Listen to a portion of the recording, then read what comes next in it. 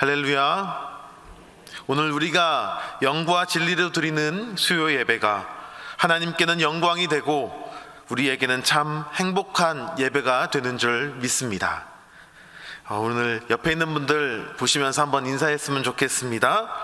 행복한 예배 시간 되십시오 라고 옆에 있는 분들과 인사 나누도록 하겠습니다. 제가 참 좋아하는 단어가 있는데요, 첫 번째 단어는 사람 냄새입니다. 사람이 인간미가 있어야 된다라는 생각을 하고 있기 때문입니다. 그리고 또 하나 좋아하는 단어가 있는데 행복입니다. 왜냐하면 모든 그리스도인들은 어떤 상황에서든 행복한 삶을 선택할 수 있는 사람들이기 때문입니다. 그래서 종종 장례 예식을 집례할 때 오늘 우리가 읽은 본문을 가지고 말씀을 전하기도 합니다.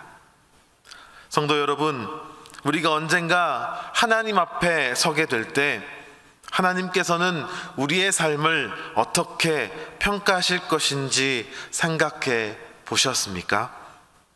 주님 앞에서 우리가 남들과 자신을 비교하며 주어진 환경을 원망했다는 평가를 받을 것이 아니라 오히려 주님께서 맡기신 그 자리에서 감사함으로 충성함을 다했다라고 하는 평가를 받기를 원하지 않겠습니까?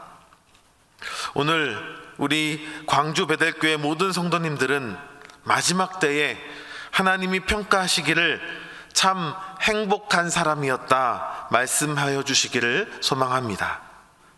그렇다면 우리는 어떤 삶을 살아야 행복한 사람이다 라고 하는 평가를 받을 수 있을까요?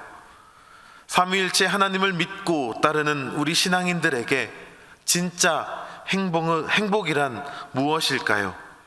우리가 추구해야 할 진짜 행복한 삶은 어디서 나오는 것일까요? 오늘 우리가 함께 읽은 신명기 말씀을 토대로 살펴보겠습니다. 오늘 우리가 읽은 신명기 33장 29절을 보면 너는, 즉 이스라엘은 행복한 사람이다 라고 말하고 있습니다. 하나님이 이스라엘을 지칭하는 데 있어서 매우 이례적인 표현입니다. 제가 개역성경에서 행복이라고 하는 단어를 한번 찾아보았습니다. 개역성경에서 행복이라고 하는 이 단어는 총 11번 나옵니다. 물론 원어인 히브리어를 찾아보면 이보다 폭넓게 사용되겠지만 행복한 사람이라고 특정 대상을, 특정 인물을 지칭한 것은 신명기가 유일합니다. 그렇다면 신명기는 왜 이스라엘을 향하여 행복한 사람이다 라고 말하였을까요? 신명기의 배경을 알면 이해할 수 있습니다. 신명기는 모세오경의 가장 마지막 책입니다. 그리고 모세의 말년 마지막 때를 배경으로 하고 있습니다. 신명기 1장 1절을 보면 요단 건너편 아라바 광야에서 선포한 말씀임을 알 수가 있습니다. 즉 신명기는 출애굽 40년의 역사를 마치고 가나안 입성을 앞둔 시점을 그리고 있습니다. 무엇보다 하나님께서 모세를 통해 신명기를 기록한 것은 이스라엘 백성을 교육하기 위함이었습니다. 신명기 말씀을 듣고 있는 사람들은 누구였을까요? 출애굽 2세대였습니다. 그들은 출애굽을 직접 체험하지 못했습니다. 출애굽을 경험한 1세대들이 힘든 광야 생활 가운데서 중심을 지키지 못하고 하나님께 순종하지 못하였기에 그들은 광야에서 생을 마감하였습니다. 애굽에서 애굽의 신들을 하나하나 무력화시키고 홍해를 통해 애굽의 막강한 군대를 수장시키고 단 한 명의 부상자도 없이 이스라엘 백성을 홍해를 건너게 해주신 하나님의 전능하심을 출애굽 2세대는 잘 알지 못했습니다. 그래서 그들에게 그 전능하신 하나님을 알게 해주기 위해 가나안 땅 입성을 앞둔 시점에 그들에게 말씀을 전한 것입니다. 그 전능하신 하나님을 알고 그 하나님만 온전히 섬기라는 메시지를 그들에게 남겨야 했던 것입니다.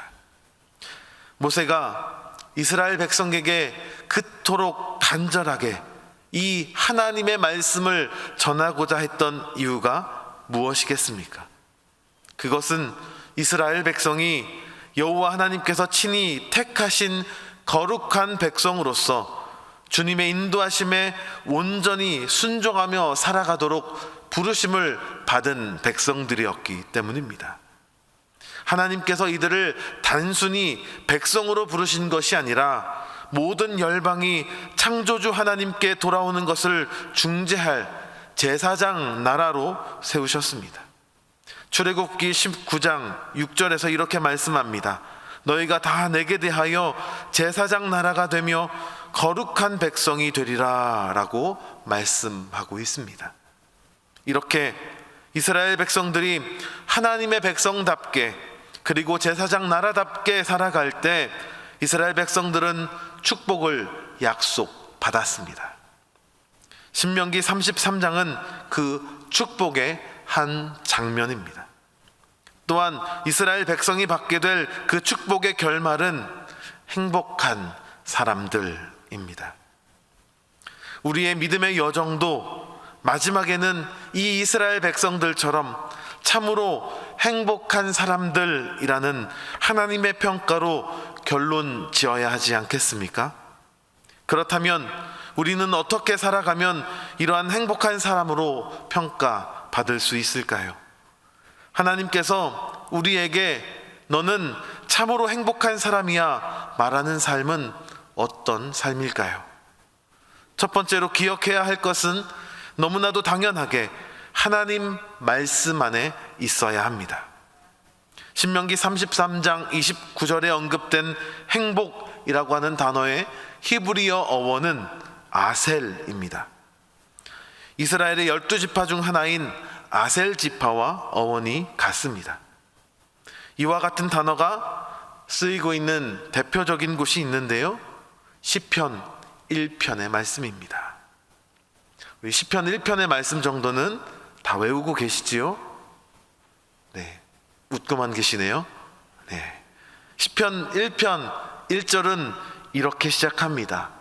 복 있는 사람들은, 그리고 2절에 복 있는 사람들에 대해서 말합니다. 오직 여호와의 율법을 즐거워하여 그의 율법을 주야로 묵상하는도다. 3절은 또 복 있는 사람들의 축복을 설명하는데 시냇가에 심은 나무가 철을 따라 열매를 맺으며 그 잎사귀가 마르지 않는다라고 말합니다. 그래서 6절에 복 있는 사람은 여호와께서 인정하시는 삶이다라고 정의 내리고 있습니다. 다시 말해 여호와의 율법, 여호와의 말씀 안에 있으면 행복한 인생이라 하나님께서 인정하신다라는 것입니다. 그래서 신명기는 출애굽 2세대에게 하나님의 말씀을 강조하고 또 강조합니다. 쉐마라는 말로 유명한 신명기 6장의 말씀이 그것을 대표합니다. 신명기 6장 6절 이하의 말씀은 이렇게 말하고 있습니다. 오늘 내게 명하는 이 말씀을 내 마음에 새기고 말씀을 강론하고 손목과 미간에 붙여 말씀을 가까이 하고 문설주와 바깥 문에 기록함으로 어디서든 하나님의 말씀을 볼 수 있게 하라. 그렇게 열심으로 하나님의 말씀에 거할 때 이스라엘은 행복한 삶을 살 수 있었기 때문입니다. 하나님의 말씀의 중요성은 신약 성경에도 꾸준히 강조되고 있습니다. 디모데후서 3장 16절은 모든 성경은 하나님의 감동으로 된 것으로 교훈과 책망과 바르게 함과 의로 교육하기에 유익하니라고 말씀하고 있고요. 히브리서 4장 12절은 하나님의 말씀은 살아있고 활력이 있어 좌우의 날선 어떤 검보다도 예리하여 혼과 영과 및 관절과 골수를 찔러 쪼개기까지 하며 또 마음의 또 마음과 생각과 뜻을 판단한다라고 말씀하고 있습니다. 무엇보다 우리가 하나님의 말씀을 가까이 할 때 우리는 인생의 목적을 발견하게 됩니다. 말씀을 통해 우리는 인생의 목적을 재발견하게 됩니다. 그리고 그 목적을 알게 되었을 때 우리는 참 행복을 누릴 수 있게 되는 것입니다. 개혁교회의 선구자였던 마르틴 루터가 그러했습니다. 마르틴 루터는 길을 찾지 못하고 방황하였습니다. 구원의 문제를 온전히 해결하지 못하여서 고뇌와 고통 가운데 있었습니다.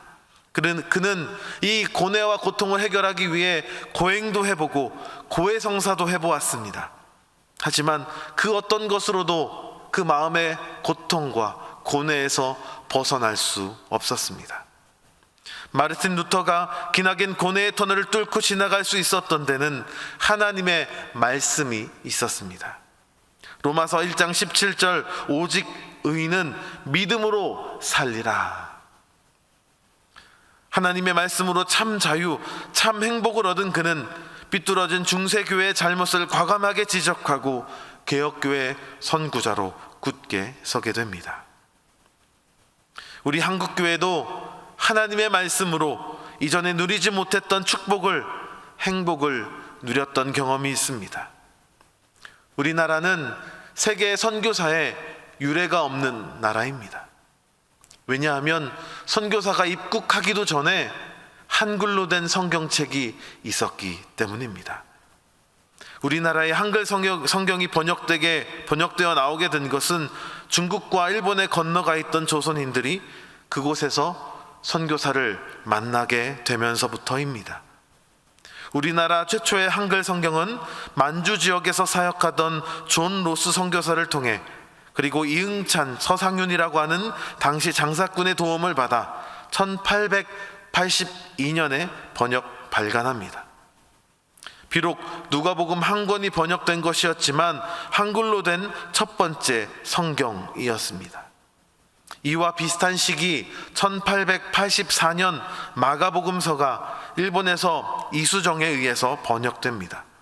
신사 유람단 일행으로 동경을 방문한 이수정은 한문으로 된 신약 성경을 읽고 기독교로 개종하였고 이후에 미국 성서공회 총무 루미스의 협력을 받아 마가복음서를 번역합니다. 이 복음서는 1885년 언더우드 선교사와 아펜젤러 선교사에 의해 일본에서 조선으로 들어오게 됩니다.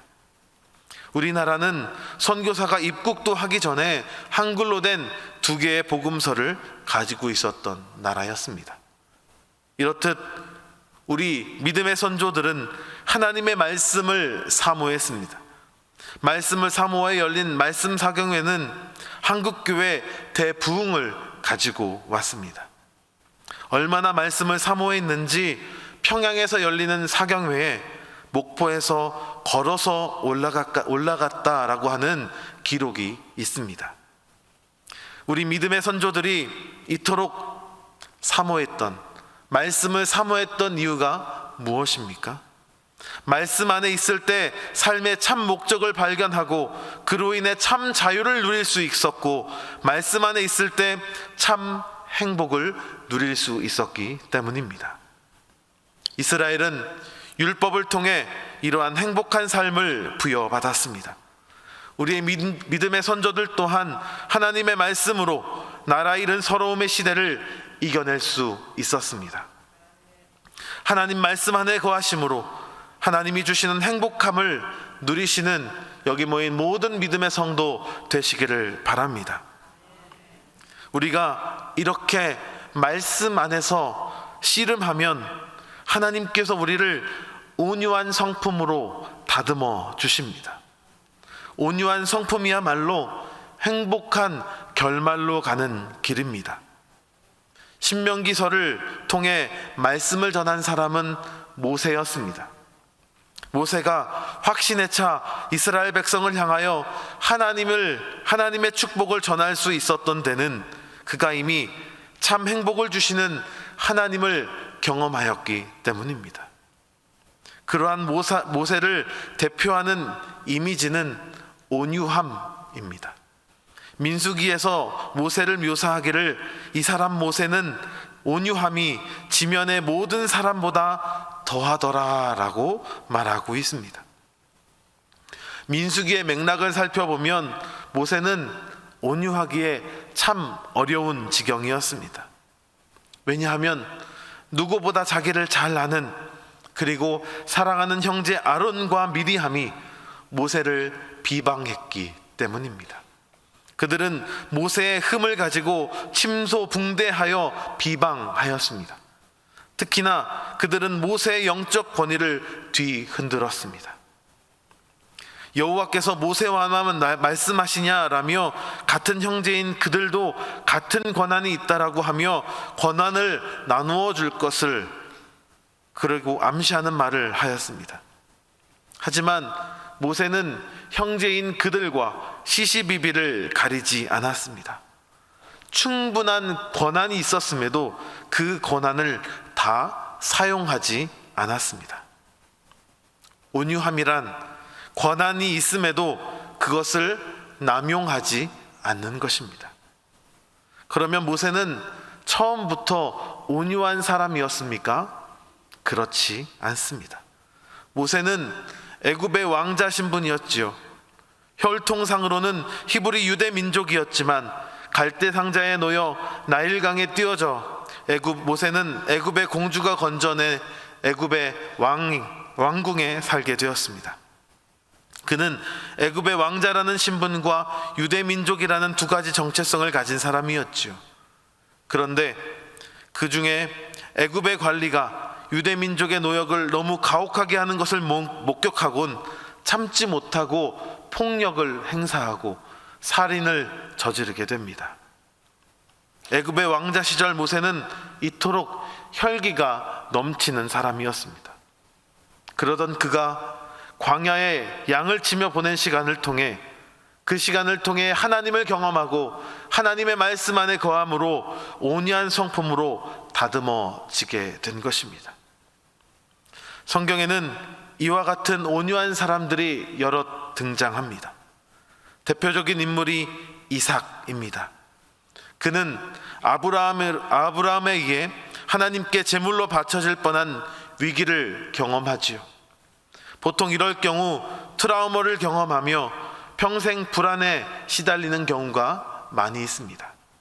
하지만 여호와 일에 하나님을 경험한 이삭은 그 위기를 온유함이라고 하는 성품을 가꾸어내는 기회로 삼았습니다. 이삭은 그랄 땅에 정착하게 되었는데 하나님께서 복을 주시어 크게 부유하게 됩니다. 이에 그 지역에 오랫동안 거주하던 사람들이 이삭을 질투합니다. 그래서 이삭과 그 종들이 판 우물을 막고 흙으로 메워 버리지요. 이삭의 종들은 이에 다툼이 있었지만 이삭은 다투지 아니하고 자리를 옮겨 다시 우물을 팠습니다. 또 다시 우물로 인해 다툼이 벌어지자 또 다시 자리를 옮겨 우물을 팠습니다. 이삭은 그들과 싸워 이길 만큼 큰 세력을 가진 사람이었지만 다투지 않았습니다. 오히려 여호와께서 지경을 넓혀 주신 것에 대해 감사하였습니다. 이삭은 평생 트라우마를 경험할 만한 큰 일을 경험했음에도 불구하고 이것을 기회 삼아 온유함이라고 하는 성품을 가꾸어냈습니다. 그는 그 온유한 성품으로 말미암아 그 앞을 가로막는 장애물을 넘어가 더 큰 축복을 누리게 된 것입니다. 그는 분명 어려움이 있었지만 행복한 사람이었습니다. 그것은 그가 180세가 되는 세월을 살았다라고 하는 데서 증명이 됩니다. 아브라함 이후 가장 오래 살았던 인물이 바로 이삭이지요. 예수님께서도 팔복을 통해서 온유함을 복이다라고 말씀하고 있습니다. 마태복음 5장 5절은 이렇게 말씀하지요. 온유한 자는 복이 있나니 그들이 땅을 기업으로 받을 것이미요 라고요. 온유한 자는 지금 당장 손해보는 것 같지만, 온유한 자는 지금 당장 지는 것 같지만 궁극적으로 승리합니다. 역대하 25장을 보면 유다왕 아마샤의 이야기가 나옵니다. 그는 이방민족 세일민족과의 전쟁을 앞두고 자신의 군대가 부족하다 여겨 이스라엘에서 용병을 고용합니다. 그 대가로 무려 은 100달란트라고 하는 거금을 지불합니다. 그런데 하나님의 사람이 찾아와서 이 용병을 데리고 가지 말라라고 경고합니다. 하나님만 의지하고 나아가라 말씀합니다. 이때 아마샤 왕의 반응이 어떠했습니까? 내가 100달란트를 이스라엘 군대에게 주었으니 어찌합니까? 라고 대답합니다. 이것은 우리의 모습이 아니겠습니까? 이미 투자한 것, 이미 지불한 것에 집착하는 우리의 모습 말입니다. 그러나 하나님의 사람은 놀라운 답변을 줍니다. 여호와께서 능히 이보다 많은 것으로 왕에게 주실 수 있나이다 라고요. 하나님의 말씀에 순종한 아마샤 왕은 결국 이스라엘 용병 없이도 세일 민족을 넉넉하게 이겼습니다. 사랑하는 성도 여러분, 세상의 계산법으로 손해보는 것 같아도 하나님의 계산법은 다른 줄 믿습니다. 인간적 판단으로는 100달란트를 날린 것이 어리석어 보일지 모르나 하나님의 지혜로 보면 그것은 오히려 더 큰 유익이 되는 것입니다. 온유한 자가 받게 될 복이 바로 이것입니다. 정당한 권리, 당연한 주장을 타인을 위해 내려놓을 때 순간적으로 억울하고 답답할 것입니다. 그러나 모든 일을 주관하시는 하나님은 결코 졸지 않으시며 주무시지 않으십니다. 시편 기자는 여호와께 내 길을 맡기라, 그를 의지하면 그가 이루시리라 말씀합니다. 하나님께서는 언제나 우리의 온유함을 보시고 마침내 상상할 수 없는 복으로 갚아주십니다. 땅을 기업으로 받는 축복을 우리에게 내려주실 것입니다. 그러므로 온유한 성품의 사람은 진정한 행복한 사람입니다. 왜 그렇습니까? 온유한 자는 하나님을 온전히 의뢰할 줄 아는 사람이기 때문입니다. 세상의 기준과 방식을 내려놓고 하나님의 방식으로 살아가는 사람들이기 때문입니다.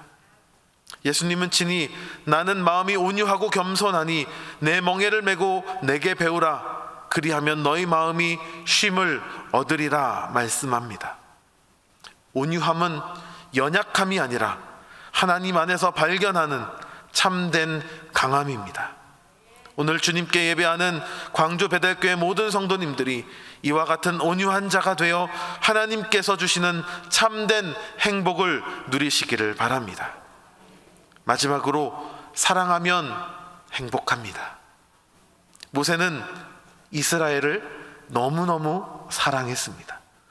애굽의 왕자 시절 그는 애굽의 공주 밑에 자라면서도 유모로 어머니 요게벳을 맞이하게 되면서 유대인이라고 하는 정체성을 잃지 않았습니다. 그러다 너무나도 사랑하는 동족 이스라엘 일꾼이 애굽 사람에게 핍박을 당하자 그것을 참지 못하고 혈기에 살인을 저지릅니다. 동족 이스라엘을 너무나도 사랑해서 저지른 일인데 오히려 동족에게 그는 외면당하고 크게 상실합니다. 그럼에도 그는 이스라엘에 대한 사랑을 버리지 않았고 광야 생활을 마치고 하나님의 부르심에 응답하면서 이스라엘 백성의 지도자로 돌아오게 됩니다. 모세는 너무나도 사랑하는 이스라엘 백성들을 이끌고 노예였던 애굽에서 출애굽을 통해 하나님의 백성이라는 새로운 정체성을 가진 이스라엘을 이끕니다. 새로운 정체성을 지닌 이스라엘에게 새로운 질서를 주시기 위해 하나님은 시내산에서 모세를 부릅니다. 하지만 이스라엘 백성들은 애굽에서의 습성을 버리지 못하고 우상을 만들어 절하는 우를 범하고 맙니다. 여호와 하나님은 이러한 이스라엘의 모습에 크게 분노합니다. 애굽에서 10가지 재앙으로 그리고 홍해를 건너게 하시는 능력을 보여주셨건만 이스라엘 백성은 아직도 하나님을 너무나 몰랐습니다. 하나님은 이러한 이스라엘 백성을 심판하시겠다 말씀하실 때 모세가 나섭니다. 모세는 너무나도 이스라엘 공동체를 사랑하였기에 하나님의 심판을 돌이키기 위해 여호와 하나님께 간절히 기도합니다. 그리고 하나님께서는 모세의 기도를 들으시고 그 뜻을 돌이켜 심판을 거두십니다. 모세는 이렇게 자신이 속한 공동체 이스라엘을 사랑하였기에 사랑할 때만 알 수 있는 행복을 경험하고 있었던 것입니다. 그래서 이스라엘 공동체가 언약의 공간인 가나안으로 들어가게 되었을 때 그 땅에서 새롭게 펼쳐질 것을 기대하며 이스라엘을 행복한 사람이라 축복할 수 있었던 것입니다. 모세도 사실은 이스라엘을 향한 여호와 하나님의 사랑을 알았기에 동일하게 이스라엘을 사랑한 것입니다. 구약 성경에서 하나님은 매우 엄격하게 묘사되어 있지만 이스라엘을 향한 하나님의 사랑은 한결같습니다. 그리고 하나님의 사랑에 이스라엘이 조금이라도 반응하면 하나님은 그 행복을 못 견뎌 하십니다. 스바냐 3장 17절은 이렇게 말씀합니다. 너희 하나님 여호와가 너희 가운데 계시니 그는 구원을 베푸실 전능자이시라. 그가 너로 말미암아 기쁨을 이기지 못하시며 너로 잠잠히 사랑하시며 너로 말미암아 즐거이 부르며 기뻐하시리라. 예수님께서도 누가복음에서 잃어버린 아들에 대한 비유, 일명 탕자의 비유를 통해 이것을 잘 설명하고 있습니다. 예수님의 이 비유 속에서 작은 아들은 아버지의 속도 모르고 아버지가 남겨준 유산을 가지고 멀리 떠납니다. 그리고 비유 속에서 아버지는 집 떠난 아들이 얼마나 고생을 할까 걱정하며 문 밖에 서서 아들을 기다립니다. 그리고 아버지의 품을 떠나 고생을 하던 아들이 집에 돌아오자 누구보다 먼저 달려가 품에 안아줍니다. 왜 그랬을까요? 사랑하기 때문입니다. 사랑하기 때문에 그 과정이 어떠하든지 돌아온 것이 기쁜 것이고, 사랑하기 때문에 다시 좋은 것을 입히고 잔치를 벌였던 것이고, 사랑하기에 그가 아버지 품으로 돌아와 잘 되기를 바란 것이고, 그가 아버지 품에 돌아와 참 행복을 누릴 수 있게 된 것입니다. 그래서 저는 사랑하면 행복합니다 라는 것을 이렇게 바꾸어 표현해보고 싶습니다. 상대방이 행복해지기를 바라는 마음이 있으면 나도 행복하다라고요. 교회란 이러한 행복을 기원하는 공동체입니다. 나만 행복하기를 바라는 것이 아니라 내 옆에 있는 사람이, 내 뒤에 있는 사람이, 내 앞에 있는 사람이, 그리고 아직 예수님의 사랑을 모르는 사람이 그 사랑을 알기를 바라는 것, 행복하기를 바라는 것, 그 행복하기를 바라는 마음 속에 내가 다 또다시 행복을 깃들게 되는 것입니다. 교회 밖에서 볼 때 이러한 마음을 가진 공동체를 바라보는 것은 참 이해할 수 없습니다. 이타적이거든요. 자기의 것만 챙기는 이기적인 세대 속에서 남의 것, 다른 사람의 행복을 기원하는 공동체인 교회가 있다는 것은 교회 밖에 있는 사람들에게 참 이해할 수 없는 것입니다. 하지만 교회는 이렇게 이타적인 삶을 통하여 행복을 누리는 공동체입니다. 제가 대학 시절에 기독 동아리에서 활동을 했었는데요. 처음에 대학 동아리에 갔는데 그 대학 공동체에서 채플 시간에 막 기도를 드리다가 막 애들이 우는 거예요. 처음에 이해가 안 됐습니다. 왜 울지? 이해가 안 되고 어머니가 기도하면서 우는 것은 본 적이 있어도 동년배가 이렇게 기도하면서 우는 것을 본 적이 없었기 때문에 기도회가 끝난 후에 물었습니다. 야, 너희들은 왜 기도할 때 우냐? 라고요. 그랬더니 그 대답은 의외로 단순했습니다. 사랑하니까 라고요. 그들의 기도는 대상이 있었습니다. 사랑하는 후배가 예수님을 믿고 행복했으면 좋겠다라고, 사랑하는 가족이 예수님을 믿고 행복했으면 좋겠다라고, 사랑하는 나의 캠퍼스가 복음화가 되었으면 좋겠다라고, 더 나아가 온 세계가 예수님의 복음을 믿고 행복했으면 좋겠다라고요. 사랑하는 대상이 예수님을 믿었으면 좋겠다라고 하는 간절한 마음, 그리고 그들이 아직 예수님 안에 거하지 않고 있다라고 하는 안타까운 마음 때문에 그들은 기도하다 자연스레 눈물이 난 것입니다. 저는 그 당시 어떻게 그렇게 이타적인 마음이 행복으로 이어질 수 있을까 이해가 되지 않았지만, 그들과 함께 손을 잡으며 기도하면서 나도 모르게 그들과 동일하게 울면서 기도하고 있는 제 모습을 발견하였습니다.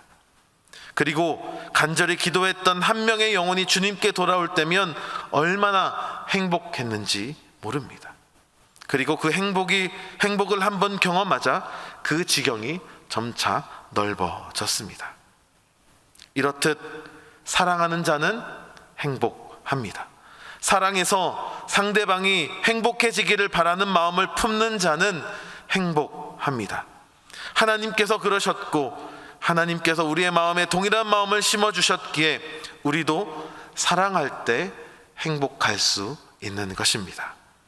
광주 베들교회 모든 성도님들은 사랑하는 삶을 사시기를 바랍니다. 사랑하는 대상이 예수님을 믿고 행복의 길을 가도록 기도하시는 자가 되시기를 바랍니다. 그럴 때 우리는 참 행복을 경험할 수 있습니다. 말씀을 정리하겠습니다. 말씀 안에 거하시기를 바랍니다. 그럴 때 행복할 수 있습니다. 온유한 성품으로 우리의 인격을 다듬읍시다. 그럴 때 행복할 수 있습니다. 사랑하는 자가 됩시다. 사랑하는 그 사람이 행복해지기를 바라는 마음을 품읍시다. 그럴 때 하나님의 마음을 닮아 참 행복을 누릴 수 있습니다. 말씀 안에 거함으로, 온유한 성품을 가짐으로, 사랑함으로 하나님이 허락하신 참 행복을 누리시는 광주 베들교회 모든 성도가 되시기를 축원합니다.